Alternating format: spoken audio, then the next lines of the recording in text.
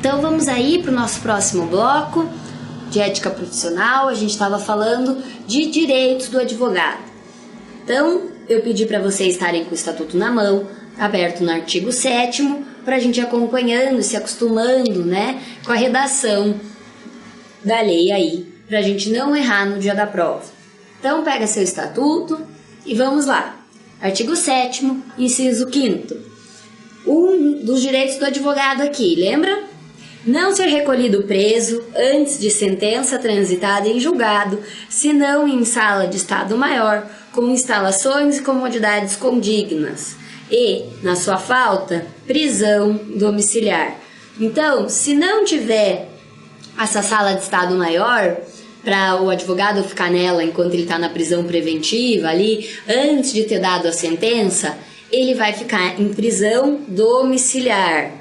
Essa é uma sala de estado maior, tá bom? Às vezes eles trazem outras palavras ali na prova para tentar induzir você ao erro, mas você não vai errar. Sala de estado maior, que é chique, porque o advogado tem que ficar num lugar chique, vamos pensar assim.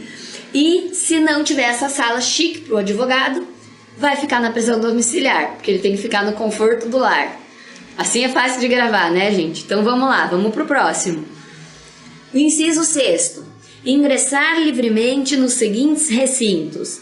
Letra A. Nas salas de sessões dos tribunais, mesmo além dos cancelos que separam a parte reservada dos magistrados. Então, o que acontece aqui?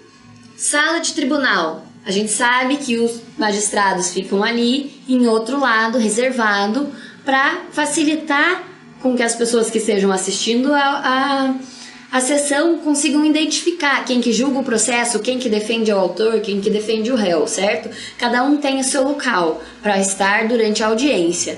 Mas isso não quer dizer que o advogado esteja impedido de falar com o magistrado, esteja impedido de passar daquele limite onde ficam os magistrados. Ele pode sim, né, ultrapassar aí esses cancelos que reserva parte dos magistrados. E é uma palavra esquisita, mas pode se acostumando com ela, que ela vai estar na sua prova, tá? Cancelos.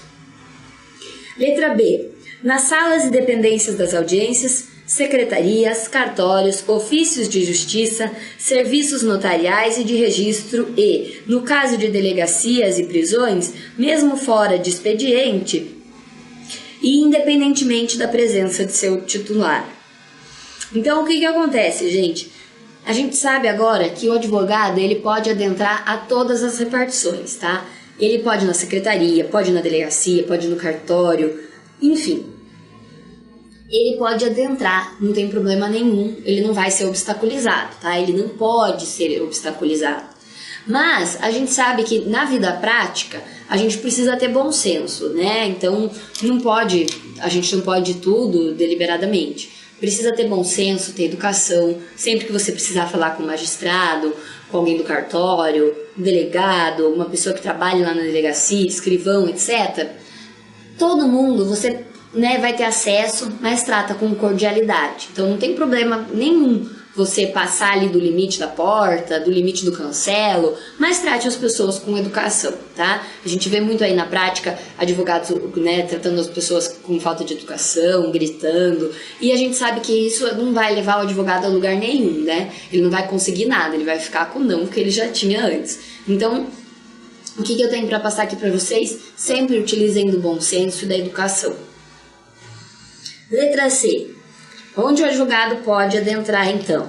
Em qualquer edifício ou recinto que funcione repartição judicial ou outro serviço público onde o advogado deva praticar ato ou colher prova, informação útil ao exercício da atividade profissional, dentro do expediente ou fora dele, e ser atendido desde que se ache presente qualquer servidor ou empregado, tá bom? Então, assim, a gente pode falar com o juiz? Pode. Precisa marcar horário? Não precisa marcar horário, pode falar com o juiz, não tem problema nenhum. Mas o que vai acontecer na prática? É óbvio que é melhor se a gente puder ligar pro cartório, ver qual que é o melhor horário pro juiz atender a gente, etc.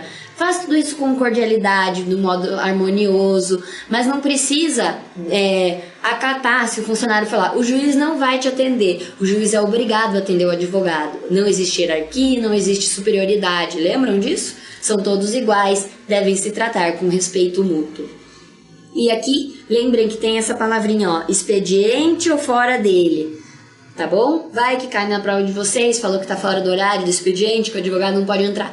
Pode entrar sim. Letra D. Em qualquer assembleia ou reunião que participe ou possa participar seu cliente ou perante a qual este deva comparecer, desde que munido de poderes especiais. Então, o que acontece, gente? Se o advogado quiser participar da reunião, né, que está envolvendo ali seu cliente, tem que comparecer, né, não tem problema nenhum, mas ele tem que estar munido de poderes especiais. O que são esses poderes especiais aqui, então? É o mandato. Tá bom? É ter a procuração. Vamos passar ali para o inciso 7º, então.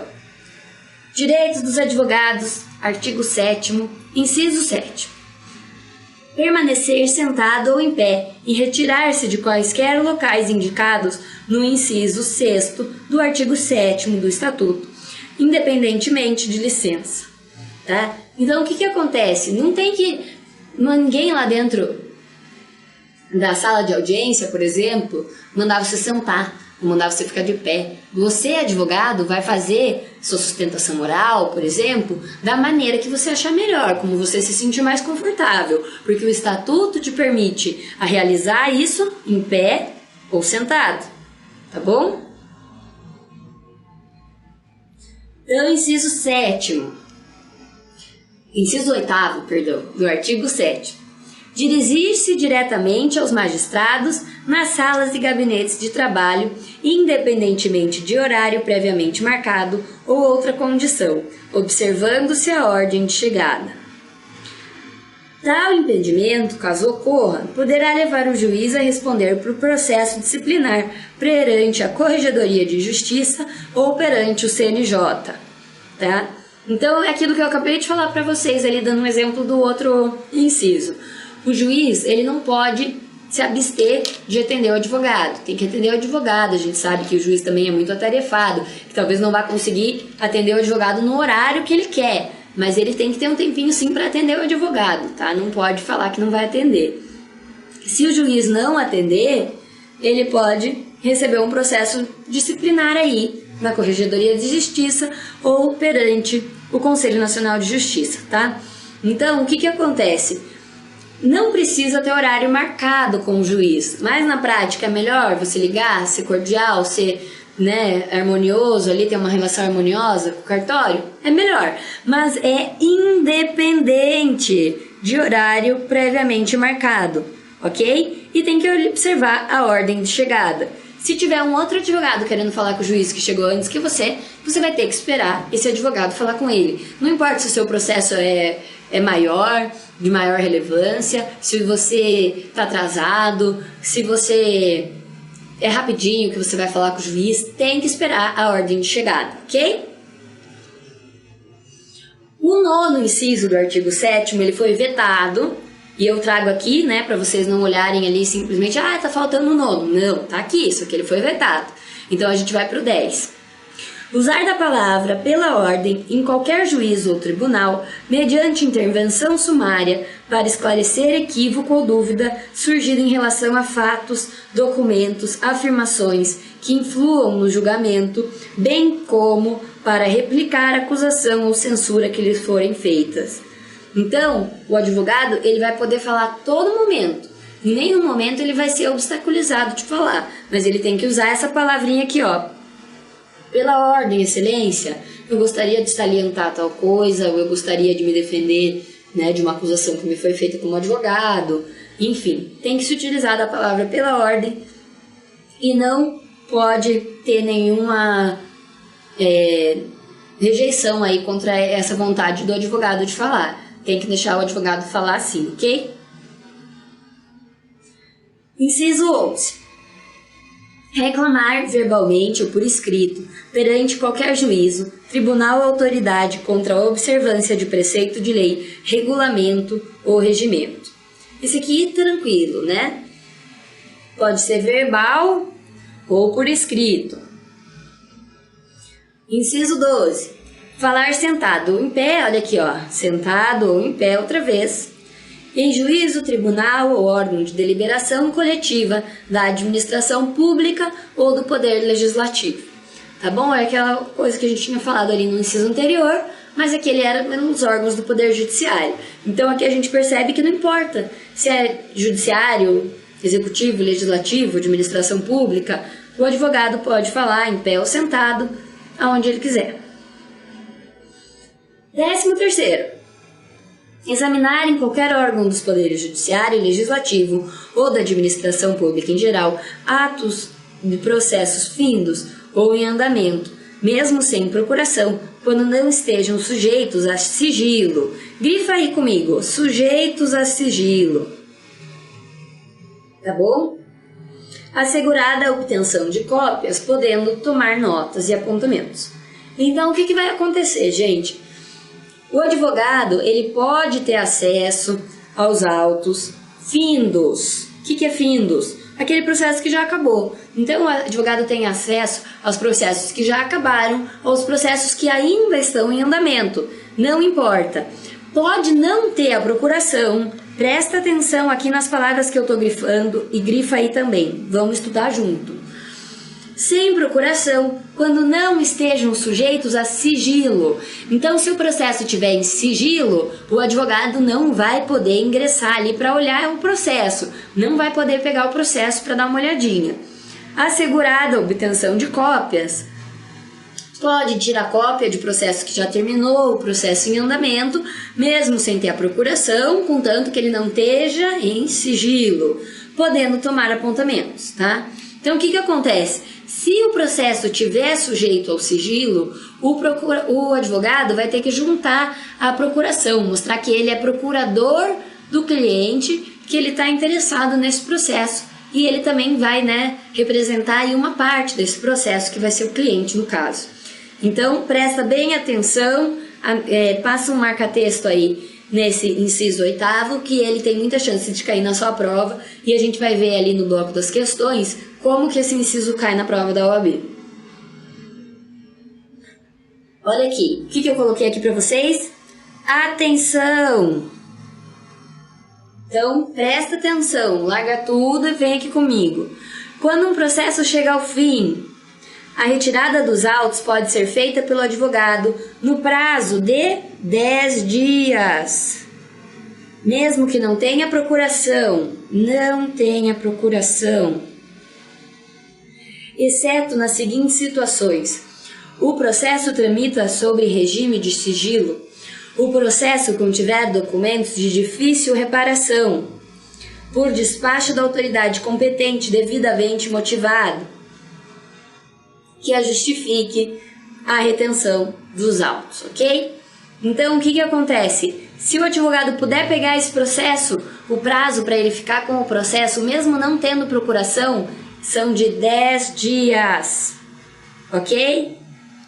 Mas, quando ele não puder pegar o processo, vai ser por quê? Porque vai estar em sigilo, vai ter documentos que podem sumir daquele processo ali do físico, Então, não dá para tirar os autos do cartório por perigo de difícil reparação e por despacho do juiz dizendo o porquê, motivado, Por que o advogado não pode levar esses autos aí, então, não pode retirar do cartório, ok? Aqui tá em vermelho, gente, porque é super, super, super importante esse inciso 14 aqui do artigo 7º. Se ele não está no seu estatuto, é porque o seu estatuto está desatualizado, ok? Esse inciso, ele foi inserido em 2016 no nosso estatuto por uma lei e agora ele vai passar a valer. Na verdade, ele já está valendo, já caiu em prova da OAB e eu vou mostrar para vocês na parte ali no bloco das questões como que ele vai cair na sua prova. Então, anota, coloca marca-texto, faz estrela, faz esse negocinho aqui que eu fiz, que eu não sei como que chama, mas coloca de um jeito que te chame a atenção, porque ele vai estar na sua prova, porque ele é novidade, porque ele não caía nas provas anteriores, porque não existia. Então, se ele é novo, ele vai cair na sua prova para passar você na frente das pessoas que não estão atualizadas, ok? Então, você que está se preparando aqui com o Cultive, você vai estar atualizado. Você vai saber que na prova, na hora da prova, isso daqui está sim já em vigor e que você está antenado aí, vai mostrar pro seu examinador que você merece receber essa carteirinha rosa. Então vamos lá. 14º. Examinar em qualquer instituição responsável por conduzir investigação, mesmo sem procuração, autos de flagrante e de investigações de qualquer natureza, findos ou em andamento, ainda que conclusos à autoridade. O que é concluso, gente? Quando o processo está com o juiz, certo? Está na mesa do juiz ou do delegado, autoridade aqui, ó. Podendo copiar peças e tomar apontamentos em meio físico ou digital. Então, o que esse inciso trouxe para nós? Que agora o advogado, ele pode sim ter acesso aos autos de investigação, não sendo um processo ainda, né? Ele ainda tá, a situação ali está em processo de investigação. Ela não virou uma demanda judicial ainda. E o advogado pode sim ter acesso ao conteúdo dessa investigação, mesmo que ela já tenha terminado ou se ela esteja em andamento, se ela estiver na mesa da autoridade competente ou não. E ele vai poder tirar foto, vai poder anotar, vai poder copiar, né, o jeito que ele conseguir fazer ali, não tem problema nenhum. E esse meio físico ou digital aqui, ó, é para mostrar que a lei tá ligada aí no que está acontecendo no mundo real, que a gente pode ir lá, pegar os autos no meio físico, ou a gente pode tirar foto com o celular, né, que a gente pode ter esse meio digital, tá? Então não esquece isso. O inciso é novo, tá aí atualizadíssimo aí com essa parte de cópia digital. 15. Ter vista dos processos judiciais ou administrativos de qualquer natureza em cartório ou na repartição competente, ou retirá-los pelos prazos legais. Então, é aquilo que a gente já falou, né?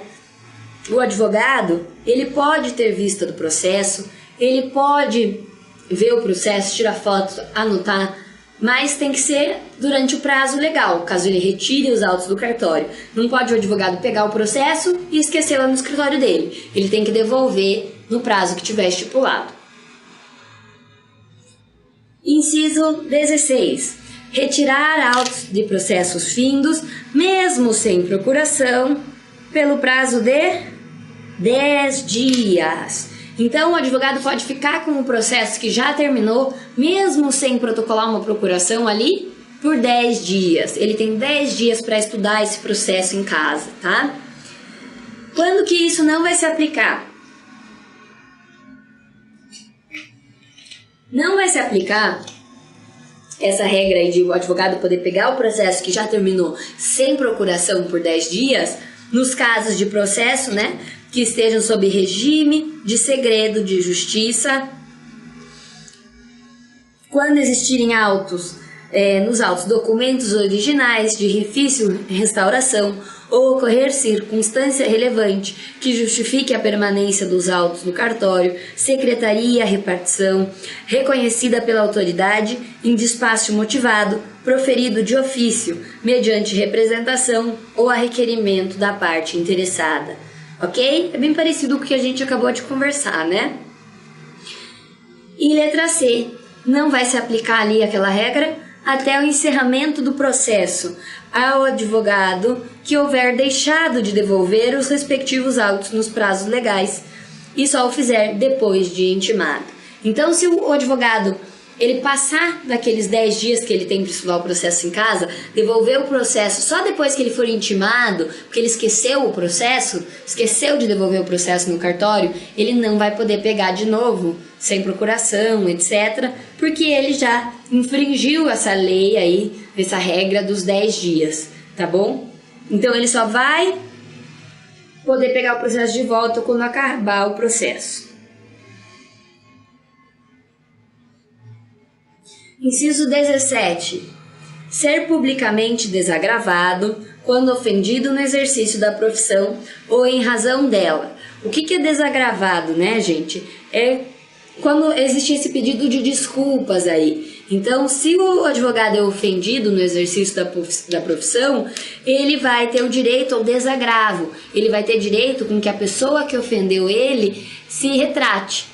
Isso acontece na OAB, através de processo disciplinar. Então, não cabe desagravo se a ofensa for de caráter pessoal ou estiver relacionada com outras atividades que o advogado exerça. Então, só vai caber o desagravo lá na OAB quando for, né, uma ofensa relacionada ao exercício da profissão, ok? Se for alguma outra atividade, não vai caber o desagravo perante a OAB. Entende-se que o desagravo público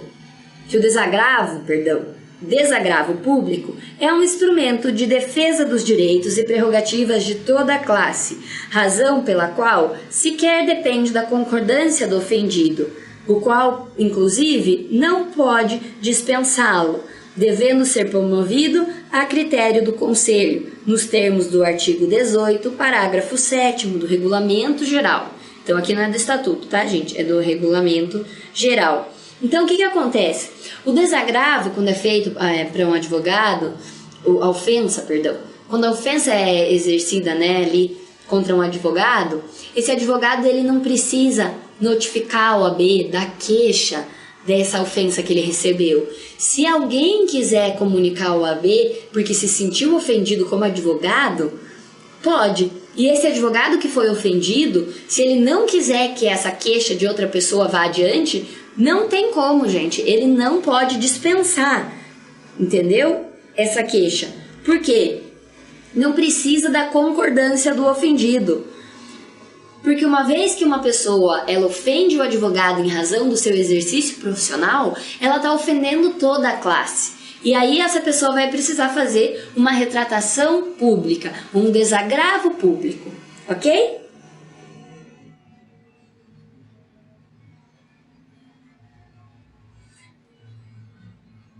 Então, ali o inciso 18. Usar os símbolos privativos da profissão de advogado. Só um pouquinho, gente.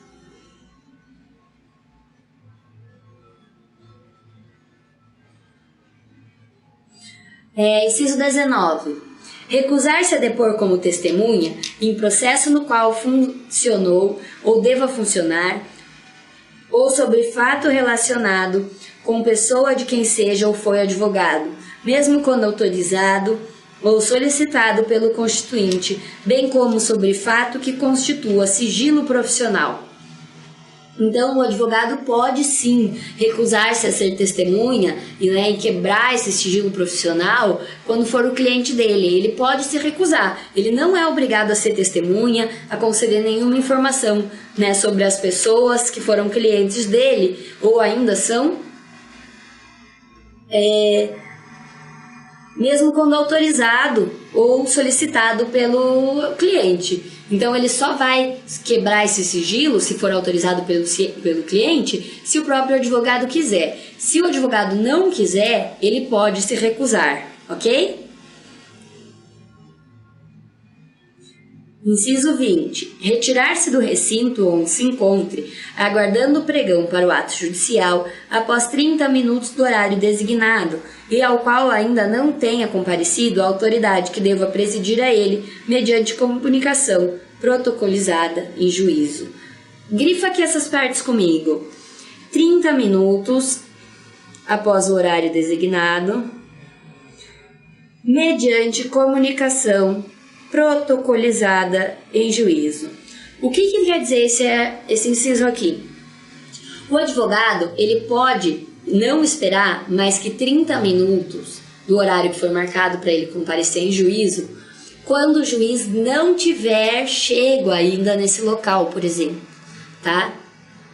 Então, qualquer autoridade, não precisa ser o juiz especificamente, mas o que acontece?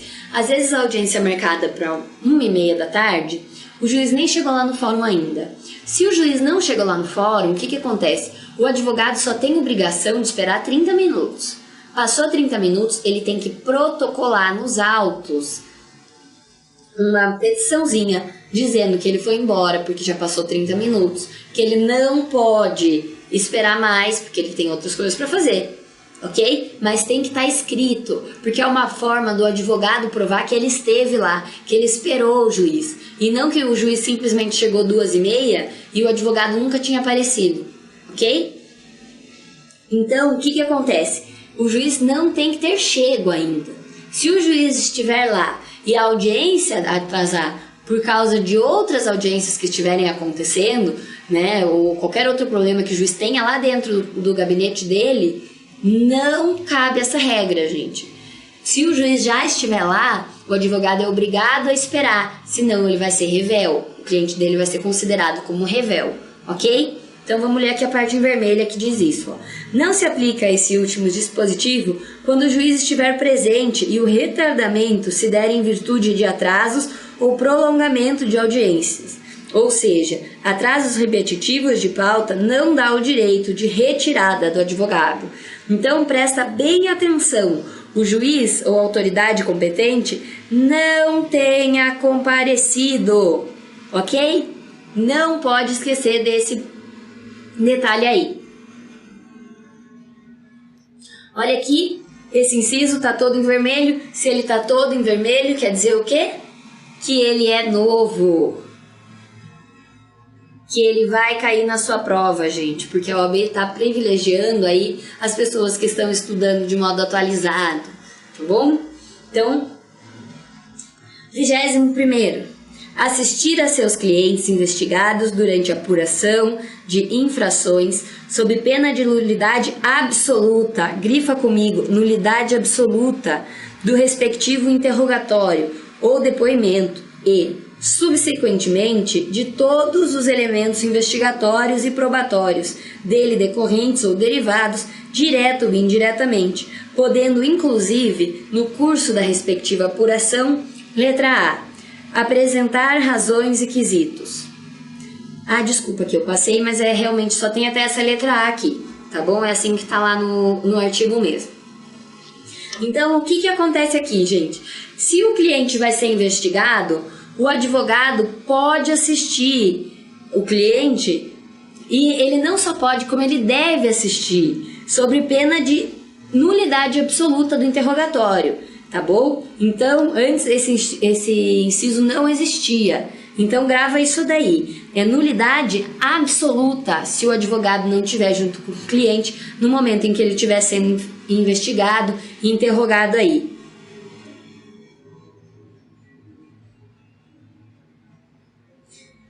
E o que a gente pode falar, então, né, que é vedado ao advogado? A gente já falou dos direitos e dos deveres, mas existem também proibições ao advogado. E isso vai estar ali no artigo 34 do Estatuto. Abre lá no artigo 34 e vamos continuar a nossa matéria aí. Então, o que é vedado? Receber ou solicitar qualquer importância para aplicação ilícita ou desonesta.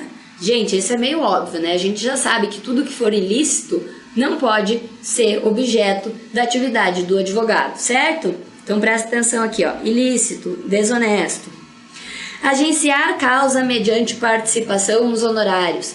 Eu não posso, né, porque eu não consegui atender aquele cliente, passar para outro advogado falando, ó, 70% dos honorários é meu. Eu estou agenciando uma causa para ter participação aí nos honorários. Isso também é vedado ao advogado, não pode. Recusar a prestação de assistência jurídica à defensoria pública sem justificativa. Grifa esse aqui, gente, cai muito na prova de vocês. E tem que prestar atenção aqui, ó, sem justificativa. Então, se eu tô lá no fórum e um juiz me convoca para ser defensor público, né, ali, ser defensor daquela pessoa, fazer uma advocacia dativa ali naquele caso, eu não posso dizer que eu não quero fazer ou que eu não vou fazer e ficar por isso. Eu tenho que ter uma justificativa. Também tem uma questão dessa no nosso bloco de questões, então você vai acompanhando a gente que vai chegar um bloco aí que a gente vai falar sobre isso, mas grifa para você não esquecer, ok? É vedado ao advogado ainda imputar a terceiro fato definido como crime sem autorização. Então eu não posso falar na minha petição que a pessoa incorreu em crime de calúnia, injúria, difamação, se o meu cliente não autorizou, ok? Então tem que ter a autorização do cliente para eu falar aquilo. Se o meu cliente não tem prova, acha que não deve falar porque não tem prova, eu não posso entrar em juízo e falar aquilo simplesmente porque o meu cliente me confidenciou aquela informação do crime de calúnia, injúria, difamação, ok? Tem que ter a autorização do cliente. Fazer acordo com parte adversa sem autorização do cliente. Então, se você não tem poderes específicos na tua procuração para fazer acordo com uma parte adversa, em nome do cliente, você não pode fazer. Ou o seu cliente tem que ter te dado uma procuração com esses poderes específicos, ou ele tem que te autorizar posteriormente. Mas o advogado em si não pode fazer um acordo em nome do cliente sem a autorização, sem o consentimento desse cliente. Deturpar o teor da lei, citação doutrinária ou jurisprudencial. Então, é aquilo que eu falei para vocês, gente, no bloco anterior. Eu não posso mudar o que a lei diz, ou o que aquele doutrinador falou no livro dele, ou o que o juiz decidiu ali naquele caso, naquele acórdão, para favorecer o meu cliente. Eu não posso mudar o valor ali na jurisprudência, que é de 10 mil reais, uma indenização, por exemplo, e colocar que foi 20, porque eu quero dizer que o meu processo, o meu cliente merece 20 mil de indenização, e o caso é parecidíssimo. Então a gente não pode fazer isso, não pode deturpar nem a lei, nem a doutrina, nem a jurisprudência. O advogado não pode reter abusivamente ou extraviar os autos. Gente, é bem engraçado isso, né? Mas eu já tive notícia de gente que já foi no fórum como advogado e para o processo, né, que juntou uma prova ali no processo que era muito ruim para o cliente dele. Ele foi lá e comeu o papel, gente, engoliu a prova. Acabou com a prova. Isso daí é vedado ao advogado, ok? É um crime, né? Não pode fazer isso. Chega a ser engraçado, né? Essas coisas. Mas é só para vocês guardarem aí na cabeça de vocês o exemplo e não esquecer. O advogado não pode extraviar os autos, não pode extraviar as folhas dos autos, qualquer hipótese. O que é vedado também ao advogado? Divulgar com outra atividade. Ó, aqui é o exemplo da padaria que eu falei para vocês, ou da imobiliária, ou da contabilidade. Somente pode ser divulgado boletins informativos para colegas, clientes ou pessoas que os solicitem, ok? Então, se você tem um mailing ali dos seus clientes, você pode mandar um informativo mensal, quinzenal, independente, mas tem que ser seus clientes, seus amigos, pessoas que queiram receber esse informativo. Você não pode ir num prédio e deixar na caixinha de correspondência das pessoas daquele prédio o seu informativo do escritório, ok? Não pode. E a gente vai voltar no próximo bloco falando das inviolabilidades do advogado, ok? Então continua aqui com a gente, vamos falar de ética profissional aí no próximo bloco também. Tchau, tchau!